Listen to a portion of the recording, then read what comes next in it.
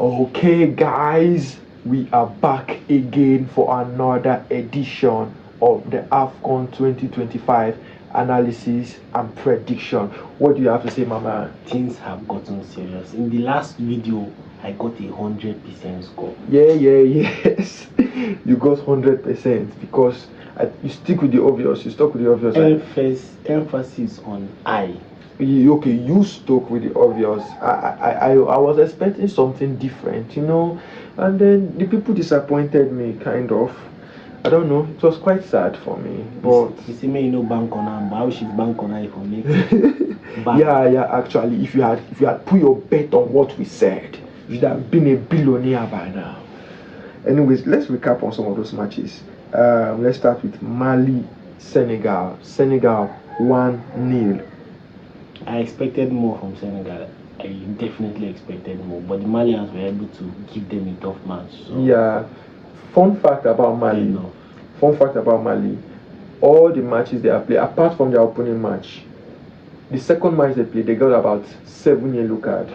After that match, every other match, that is group stage, round of 16 and whatsoever, they always, including this particular quarterfinals, they always got a red card. They love to fight with less numbers, so I think they should just apply and tell FIFA, please, we want to play with 10 men. Yes. There's no need for you to. The problem is that a team that used to get in, even there are 10 men, they will get another one, so it's not be 9. Oh my goodness. There's going to be problem. These Malians are really Malians. They're really Malians. And then Morocco, Cameroon. Morocco 2, Cameroon 0. Mind you, Cameroon 0 shot on target as well. I expected more from Cameroon, but I did not expect them to beat the hosts. It was not possible. Yeah. For you, I expected them to. No, I always knew that with their 12-man advantage, they are always going to win. Yeah, but I was disappointed. 0 shot on target. Come on. For Morocco, a whole Cameroon. That was a shame, though. That was a shame. And then to the match of the week. This match got everybody buzzing. Still trending on all social media platforms. Nigeria versus, or should I say, Algeria versus Nigeria. It was a match to remember. Oh yeah. Nigeria actually finally turned up in a big way. After that, my marriage free kick that took us out. 2019. We remember. We owed them and we actually delivered. Yeah, that match was really a statement match for a lot of things. First reason why it's a statement match is a lot of people were saying Nigeria has not really faced a real opposition. They have been facing little teams. Second reason why it was a statement match was because Osimhen had a quarrel with his teammates on how they have to pass the ball, and then he did that exactly, giving a pass where he had a clear opportunity to shoot. And third reason why it was a statement was because of this. Ako Adams, thank you very much. Patrick Lumumba, we remember you and all that. What do you have to say about that? Well, you know that when football is more than just a game of, just more than just a game. It brings together people and is able to draw people closer to each other. And at the end of the day, you know that, well, football is just football. There's nothing else to say. Funny how none of the game got to extra time. We have not still seen an extra. We did not see any extra time. Every game, I think, ended in 90 minutes. Yeah, but I'm expecting that in the next round, definitely we'll see more. Like in that Egypt-Senegal match, I'm expecting them to go all the way. Talking about Egypt had the most goal-filled match against Ivory Coast. The defending champion intended to defend their championship, but Egypt told them, the Egyptians see today, you are not going to see it no more because we are going home. I'm staying back. Egypt ensured by Mohamed Salah to get a 3-2 win. That match would have gone to extra time. No, actually, but Salah said, I'm not doing that with you guys. Dudu had a say in the match and he put Ivory Coast back into it, but unfortunately they took them to the coast and put them on the ship. So they needed, others went by flight, they went by the coast. Yeah, like Wabali, that Wabali picture that we have now, where it was probably say this way to the airport. So yes, all these things are always at home, and now we are at a very crucial part of the game, and that is, for me, I've never ever seen where a semi-final, two semi-finals, seem to be more important than whatsoever final there will be. No, I cannot say that because I am already envisioning a final that is going to be epic, that is going to be record breaking, that is going to be something of fairy tales. You understand? Yeah. A final that is going to be like something that we have never seen in Africa before. Okay, let's see how that goes. But look at the semi-final fixtures. First of all, we have Egypt playing Senegal. Now, let me remind you, Egypt were knocked out of the World Cup. In that same year, they got to the finals. They first got to the finals of AFCON, and they went against Senegal. Then Mane and Salah were both in Liverpool. They lost the finals in a penalty shootout, of which Mane scored the last goal. That same year, that same period, just a couple of a month or even less, or let's just say a month, 2 months thereabouts, Egypt were denied World Cup slots because Senegal also defeated them. So there is a lot of test for vengeance. If Nigeria could carry vengeance from 2019 to 2025, Egypt, Senegal is not even as far back as 2019. It's just the previous World Cup before the one Ivory Coast won. So what do you think about that? That's like 4 years ago, right? I do not think that they're going to finally get their revenge. I cannot bet against Senegal. The Senegalese people are playing very mad football. And I know that their attack, especially Nicolas Jackson. No, I keep talking about Jackson. You guys don't Nicolas understand. Jackson. Is that there's something about that guy. Oh, wow. He finds a way when there is no way. Oh, okay. He is Okay. Jackson. It's Jackson. So you're rooting Senegal. No, Senegal all the way. Okay, once again, I'm going to be rooting against, because looking at, I know that Mali are a very stubborn side and they know how to defend so much with 10 men.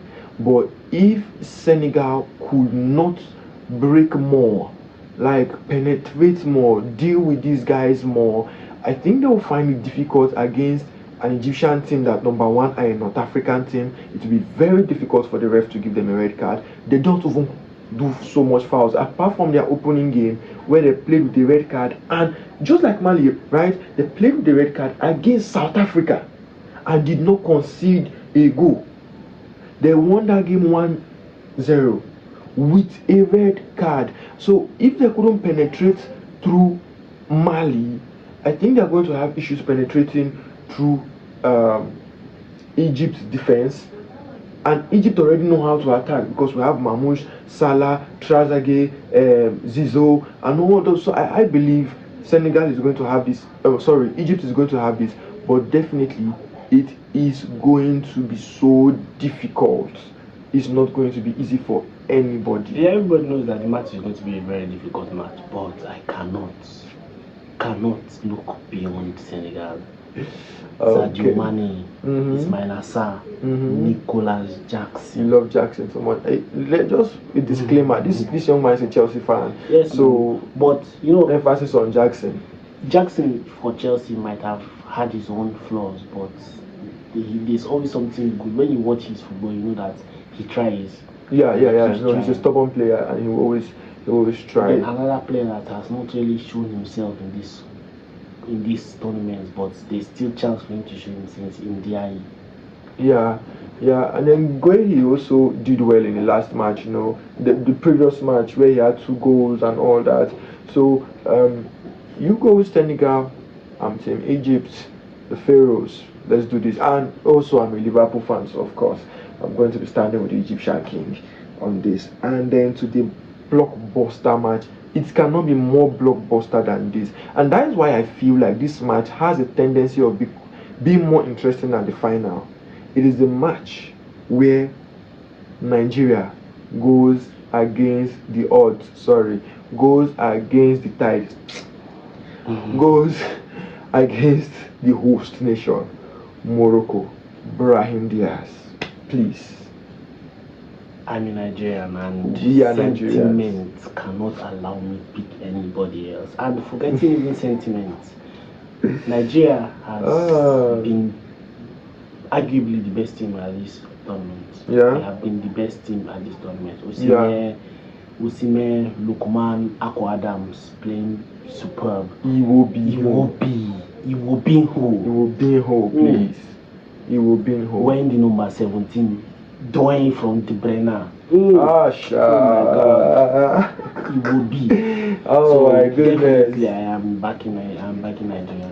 Yeah, I'm also back in Nigeria because I'm a Nigerian, and it's not just because I'm a Nigerian.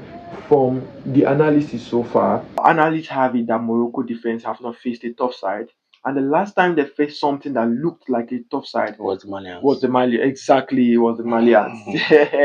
And the Malians still had, I think, a red card in that game, and Morocco were only able to score one, and they even conceded one. So analysts are believing that Nigeria is going to outdo Morocco, considering the fact that Morocco also have fullbacks that thrive when they attack. They may not be able to do that same thing in this Nigerian match. So they cannot afford to do the same thing. It's not that they will not be. They cannot afford to do it, because when you have somebody like Ihubihu dictating game from behind, he can just break the lines with a beautiful pass. Ako Adams, Osimhen. And it's a goal.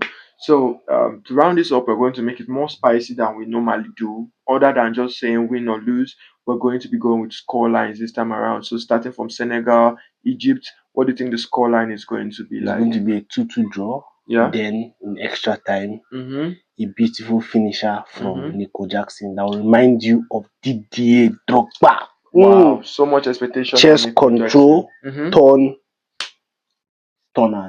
Okay, we are expecting volley. Nico Jackson, you have to give us a volley. You have people supporting you who believe in you. Give us that volley, yeah?